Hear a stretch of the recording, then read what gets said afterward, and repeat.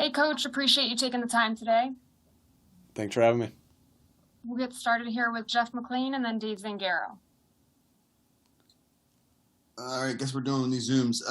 Nick, why didn't Jordan Davis play more? And was there any correlation between the defense's struggle against the run and there not being enough 5D9 looks? Yeah, we have a rotation obviously that we felt good about. We felt like some of those with the way we kind of went about the game, and that was our rotation. Sometimes they're going to get different reps, kind of similar to a wide receiver and how many balls they get in certain games or this or that, and it just so happened to play out a little bit that way with Jordan yesterday. Obviously, we want to try to get as many. Those guys are good players, and we're deep at that position, so we want to try to get as many of those guys as many reps as we possibly can. That's the way the numbers shook out yesterday. As far as the correlation with the way they ran it and him, I don't think there was any correlation to that. There's no doubt we have to do a better job in the run game as far as our defense, and we've been working like crazy to do that here today. Just to follow up though, it seemed like the run numbers there was a discrepancy between when they were 4 down versus 5 down. Tell me what you mean by that. It seems like they had more success when there were 4 down linemen versus 5 down linemen. Is that what you guys figured? Is that what you saw too? Well, again, there's different reasons for why the play is being successful. I think you can look at the numbers and see what they say. We're discussing every defense individually and seeing what we do. We do what we tried to do. Whenever we were calling a certain play, we were doing what we thought was best for the team in that particular moment. And like I said, we'll see where we feel like our best defenses are against the run. But when we had a bigger lead right there, we thought they could potentially be a little more one-dimensional, and they did a good job of still keeping it to their offense. And we were up 17 twice and on 2 different occasions there in the third quarter. Some teams do get a little bit more one-dimensional in that time. They happen to keep it a little more balanced. There was a third and 11, I believe, that they ran, and they're down 17, and they ran the ball. And so hats off to them. That takes some guts to do that, and they executed it. So, but a little bit of that, Jeff, comes down to the situation that you're playing and what you're trying to make educated guesses on what you think the offense and the defense is going to do. Go ahead, Dave, and then Martin. Dave. Martin, we'll go to you. Right. Hey, Nick, the report just came out that Derek Barnett has a torn ACL, is out for the year. Can you confirm that? And also what that means for a guy like Teron Jackson, what you've kind of seen from him as far as his growth from last year to this year? Thanks. Yeah, I can confirm that.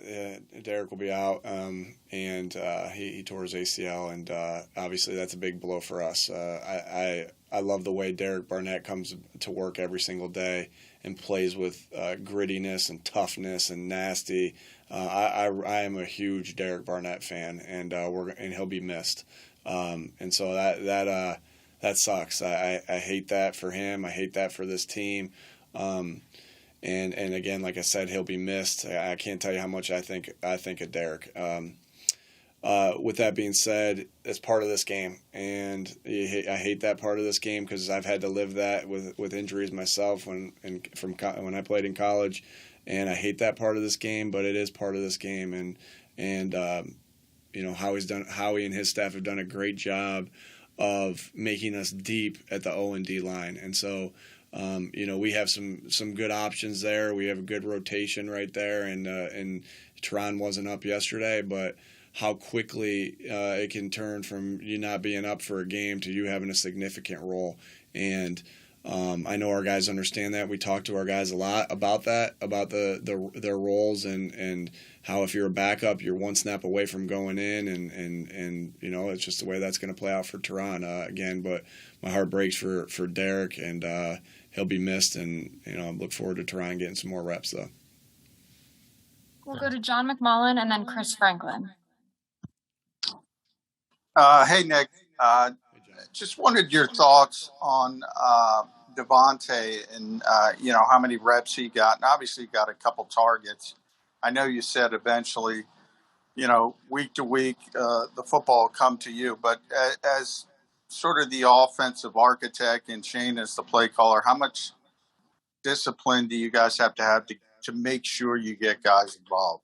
Yeah, we must. We got to, because you never want to be one dimensional and let them say, hey, we're taking this away or taking that away. Devontae Smith is a great not a good playmaker, a great playmaker. I think we all saw, everybody in this city saw that on hand last year. And, you come away from that game and you felt, I felt good. There's things that I told the offense, we did so many good things. And we have a lot but yet again, we have a lot to clean up. And a lot of it, in my mind, was communication issues. So I came out of that game thinking, okay, we got communication issues to clean up. But, man, we ran the ball well. We were pretty efficient passing the ball. We were great on third down. We were really good in the red zone. We had a really good 2-minute drive to get points at the end of the half. When you end with the ball in your hand in a 4-minute drive, that is huge, huge, huge, huge. And so there's so many good things we did. And, I didn't, but coming away, you're like, Devontae Smith didn't get any catches. Sometimes you don't feel that in the game. And, he's got to touch the ball. There's no doubt about it. He's got to touch the ball. And it's just the way the game went. I think, when we looked at it, he did have the 4 targets. He had the 4 targets, but there was a handful of other things that were called for him. And so I know, and for whatever reason, there's so many different reasons of why it doesn't go to him. And for whatever reason, it didn't here. And we had some other opportunities to get it to him. Again, there's multiple reasons why it didn't. So, a lot of these plays were still run through him. It just, for whatever reason, it seemed to time up perfectly. AJ had this huge game, and Devontae didn't touch the ball at all. Oh my goodness, they're never going to use Devontae Smith again. I can promise you that's not the case. He is him, AJ, and Dallas are who the offense will run through, who the pass offense will run through. And it just was the perfect storm yesterday with where he didn't get any touches, and hey, that's my job though, to make sure that he gets the touches, and we'll fix that. And but that's not that, a lot was still planned for him.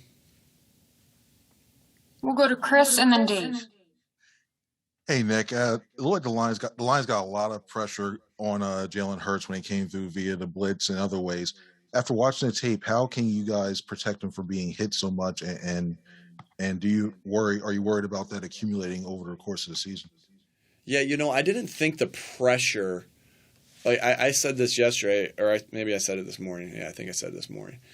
I didn't think the pressure was a result of anybody losing one-on-one. It was more of a result of, them bringing one more than we could block. And so that's going to happen sometimes. Not everybody's going to say, I'll do this type of pressure, and live with the consequences of it. I thought we had some good things on yesterday, and that we didn't, there was just one thing or another. Like we had a pretty good play called for Devontae on one of the pressures, and the ball got batted down. Like that's a good play by the defense. And so, no, obviously I'd never want Jalen to take unnecessary hits, but we got to remember too one of the things that makes Jalen special, and that's his ability to create when something's not there, and or when they have one more guy than we can block, and we didn't see that it was that type of pressure, and so yeah, you never want him to take too many hits, that's for sure. I mean, but that is one thing that makes him special, and so I'm never going to say that I'm worried about it, but we always will have a plan for those extra pressures that they have, and we'll do as much as we can to make sure he doesn't get hit. Go ahead, Dave, and then Tim. Nick, we saw A.J. Brown in the slot quite a bit yesterday. Generally speaking, what dictates that, and what do you like about him in there? There's different ways. Maybe sometimes you're in a no huddle look, and the guys are supposed to get lined up, and so we can go fast, right? And that's the beauty of these guys. These receivers are smart. They can play all these different positions. Sometimes it's by design that the ball's going somewhere else on the outside, and you're shuffling guys around, right? There's so many different reasons why somebody would be in the slot or on the outside.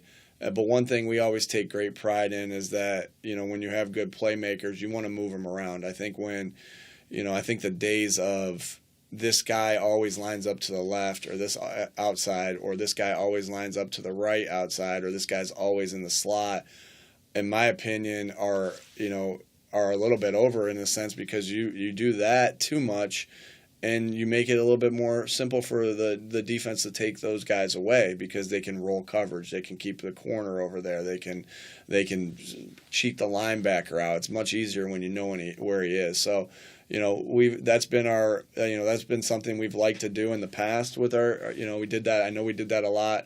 We did that a chunk last year with Devontae. We did that an awful lot with Keenan Allen when I was with the Chargers. So that's something that's always on our mind with our good playmakers. Go ahead, Tim, and then Zach. Nick, what stands out about Jalen's performance after watching the tape, and where does it kind of stack up in terms of performances that you've seen since you've been here? Yeah. Hey, Tim, how you doing? I think he did a nice job yesterday. He made some, I really felt like there were really a lot of moments in that game where he was throwing on rhythm and ripping the ball where it was supposed to be on time. Some of it, so I thought that part of it, his in the pocket play, I thought was really good. The delivery of the football, of course we're all gonna want a couple. He touches the ball every time, so every play. So of course there's gonna be some things where like, hey, maybe here or there, but that you wanted it to be a little bit different. But I thought he played a really good game, and then, as far as his ability with his legs, they gained 90 yards on the ground. Some of them obviously were off scrambles, and some of them were off design quarterback runs, or whatever we were doing there, like design quarterback runs or read plays and stuff like that. And so that's a lot of offense to I think that teams that typically are in the top half of the league and running the football have an element of their quarterback that can run. And so again, I just thought it was a good all around game that he had. And I thought he was seeing the defense well and getting us to what we needed to get to. And I really thought he played a really good game. I don't necessarily want to say a rank of the other games that I'm kind of in the moment right now of this season, and some of the play. I remember plays and everything from last year, but I don't know if I want to comment on where I thought it was in his games in the past. But I definitely thought he played winning football yesterday. Go ahead, Zach, and then Ed. Hey, good afternoon, Nick. If you look at situational football, in particular on the defensive side, the Lions were 9 of 13 on third downs, 4 of 4 in the red zone. What was the defense lacking in those money situations? Yeah, keeping those drives alive on a third down, it felt like, we had, I think, 3 and outs early after that first drive, and then we had the turnover. And then it felt like what was happening is like, okay, once they got a first down, we couldn't stop the bleeding. So once the drive kind of started to go, we couldn't get off the field there. And then the same thing, then we would get to the red zone, and it felt, there were some things that happened in the red zone. There were some things that happened in the red zone in the sense of like, we'd have them on a negative play or a stop, and then they'd get a chunk to get down inside the 5, first and goal inside the 5. That happened a couple times. And so, it wasn't that we were giving up explosive plays, because by our count, we won that explosive play battle by a significant amount, based off of how we track all that. So it was more of just the sustained drives, and that can be just a short completion here or a short completion there, or the run game, which wasn't up to our standard, and we know will be better as we move forward. So it's and it always is going to start with us as coaches, and then we just got to get them in a good position to help them make plays, and then and we're all in this together, and so it wasn't one thing here or there. It wasn't just one particular thing, Zach. It was it was a bunch of things, but it really was highlighted by just the succession of them being able to stack plays on plays on plays, as opposed to hitting any big ones. But still, you got to stop. We got to stop them and get off the field in some of those situations. We'll go to Ed and then Josh. Yeah. Hey, Nick. I Yeah. think one of the overlooked parts of yesterday's game, at least for me, I don't know about others on this call, was the onside kick recovery by Zach McPherson there. It didn't seem to catch you guys off guard, and it gave you the short field, and you were able to cash it into a touchdown. What was that play? I mean, how do your special teams line up in that situation? You're not really expecting it at that point, but how big a play was that for you, in your opinion? Yeah, good question. That was a huge play. And to me, I know that doesn't count as a turnover, but it kind of should a little bit in my mind, right? And by where we get the football and how we get it, that momentum, like, hey, you just tried to get us and we got you. You know what I mean? That's a great feeling. And so, it's first of all, I got to give a ton of credit to Coach Clay and Coach Panunzio and Coach Tyler Brown in the sense of, man, they prepared those guys for that. They knew that was in their repertoire, and they prepared them for it. And we practiced that. Like Zach did that in a practice, and that's so cool as a coach. Man, that's so cool when that happens as a coach, where you prep them and then they come out and they execute it. Like that's like, we can't score touchdowns anymore. We can't get onside kicks anymore. We can't get a strip sack fumble anymore. But that's such a cool thing when we can help them accomplish everything they want to accomplish and what we want to accomplish as a team. And then Zach just being disciplined in the sense of what he's taught there, and he's taught a very specific fundamental there while the ball's getting kicked. And Zach stayed true to his rules, and he executed a huge play in that game, and just great. And it wasn't just Zach. The ball happened to go to Zach, and Zach caught it. Our whole line and the whole of everybody in the front was doing that. And so, hey, we talk about this all the time, and this is why we walk through so much. We have so much walk through. It's like, hey, this game, yeah, we're expecting this or we're expecting that, but what do you do when it's not that? And so what you have to do is play your rules and everything. Like, it doesn't matter if it's offense, defense, or special teams. You play your rules. And when you play your rules, that doesn't mean you're always going to be successful against all the unknowns, but it at least gives you a chance to be. And that's what Zach did, and that's what our special teams coaches did, and the whole special teams unit. I thought the special teams played really good yesterday, and that was a huge, huge play in that game. I mean, it just made me think, like, hey, what was last year's big special teams play? It was the Carolina block punt, right? And then boom, there was a big punt return last year, and then boom, this one, and it's great to see all phases contributing to winning the football game. Go ahead, Josh, and then Bo. Hey, Nick, good afternoon.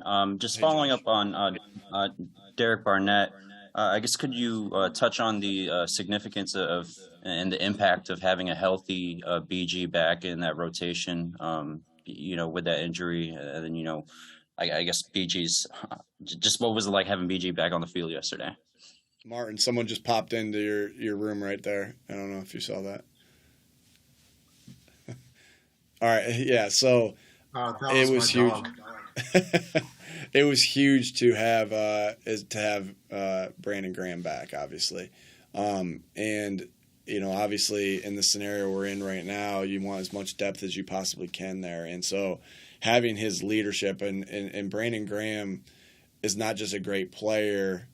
He's a great person, and he's a great teammate. And man, you just want him on the field, and you want him on the field Monday through Saturday as well, because naturally there's going to be lulls, right? And like, oh, it's Wednesday, the coaches were up all night working, and it's week 6, and man, we're kind of dragging ass today, right?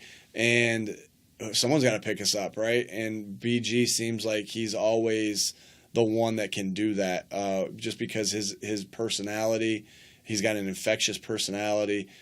Guys gravitate towards him, and that's why he's one of our captains. And it was great to see him on that field again yesterday. He's worked so hard to get back, and had a really nice rush on that big sack that Fletch got, which we created pressure on that interior there and on the perimeter. So, good to see him back making plays. Thanks. We'll go to Bo and then Les.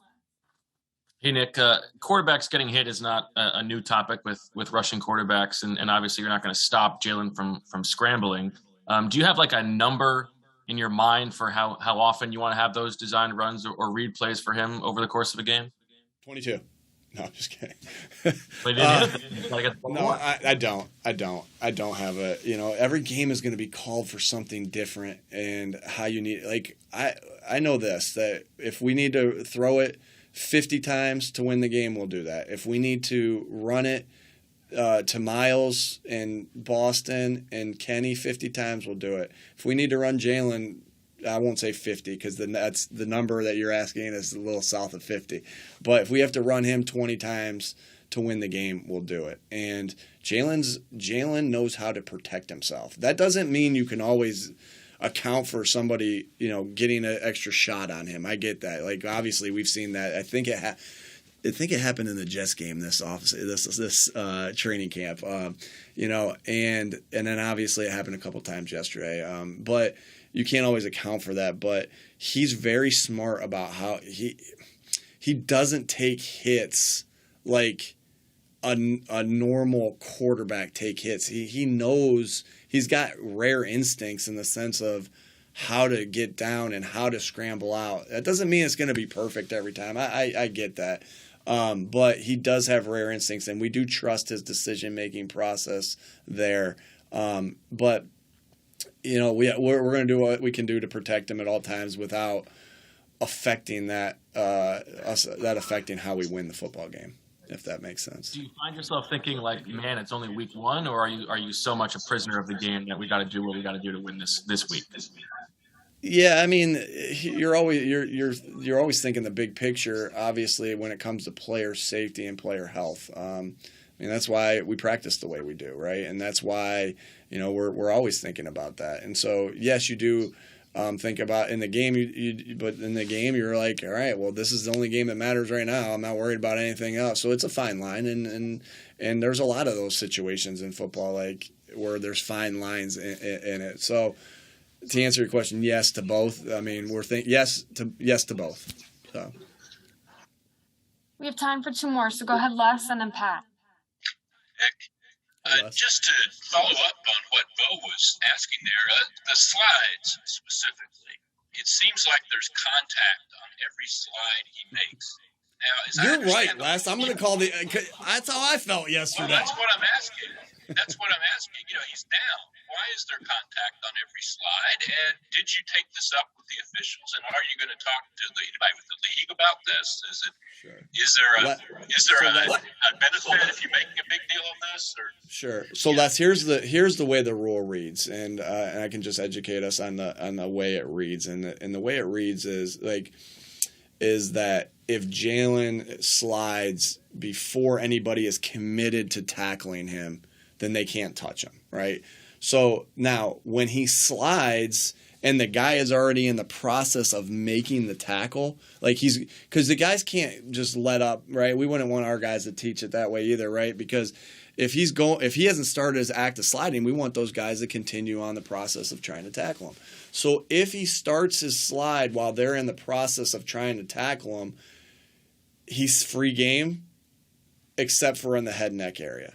Okay, if that makes sense. So we got a couple called yesterday because they went to the head neck area, and I got to remind myself. I think it's a good opportunity for me to say that to the fans and to myself out there, because I never want them to get hit. I mean, let's be honest. Like, I know what Bo asked me, and we got to run them, but I don't want them to get hit.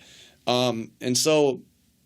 But that is within the rules of the game, and I I have to remind myself. The reason I'm so educated in that rule is, one, it's my job to be, but also is because I got to educate myself so I don't fly off the handle that he got hit. And that doesn't always mean I'm perfect with that, because I know I do.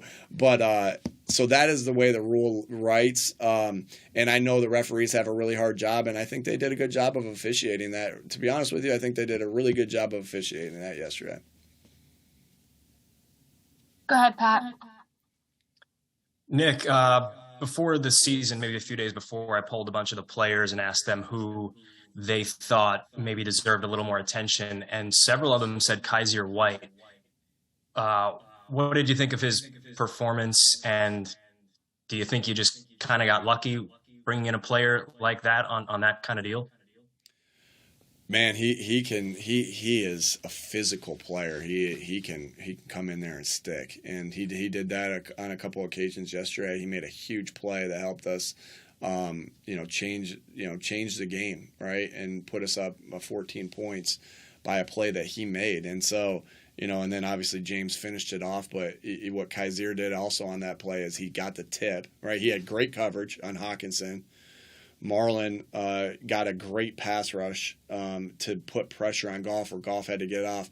Not only did, and then all of a sudden, like, he's got this great coverage on Hawkinson, he tips it, he gets it to James, and then he gets himself, because he dove for that tip, he gets himself off the turf fast and gets a block on Swift to spring James for a touchdown. And so, but that's who he is. Like that, he's all go all times, and he has a knack to make plays, and we've seen that in the 2 games he's played here, right? An interception against the Jets, and he made the play here, and I just can't say how much I think of him, how physical he is, right?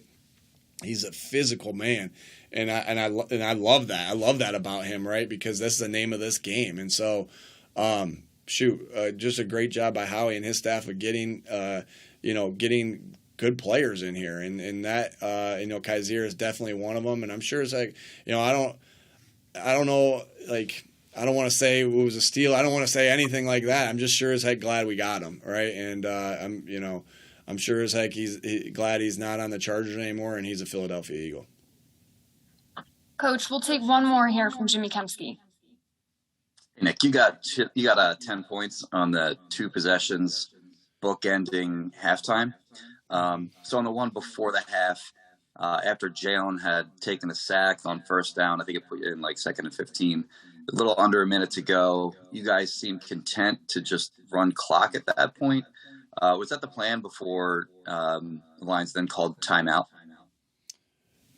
We were still content on going and getting it. The Lions called a timeout off of we ran the first play. We ran a play on the first play and we got a good start, and then the second play, I think we passed it to get the first down, and then we took the sack right there. I think the Lions called a timeout, and we didn't run. We ran a pass play the next down. Now Jalen scrambled on that. Scramble by Jalen. It was a scramble. Yeah, right. Yeah, it was a scramble. We were playing to go down there and get points, and so he had to scramble on that play, and he scrambled. Then we called a timeout, and it took us to 3rd and 4. And I'm trying to replay this whole thing in my head. I've watched the game like 8 times, so I think I got it pretty good. So then 3rd and 4, we took the deep shot to AJ. AJ caught it, got us down to the 5. So in my mind, we were playing. I'm pretty sure that was the progression of it. And in my mind, we were playing to score that entire time. We weren't. We were playing. We had a lot of faith in our offense right there, and when we went down and scored. So we were. Our intent was to go score, and that's what we did. It was more like you were just kind of because you didn't seem to have like an urgency after Jalen got sacked on that play. You're still going to try to move the ball on the field, but maybe just not running a little bit of clock then, I guess, right? Well, they called it. I believe they called a timeout there. They called a timeout after the sack. Yeah, I'm saying if they hadn't. Would you have you would have still tried to go down and score, but maybe keep that one to myself. Maybe but not. Yeah, we'd have still tried to go down and score. But you play it differently. I mean, we passed the next down, so you play it differently based off some things. But no, that's a good question. I appreciate the question. But we were trying to score the whole time. Yeah. Appreciate you taking the time, Coach. All right. Thanks, guys.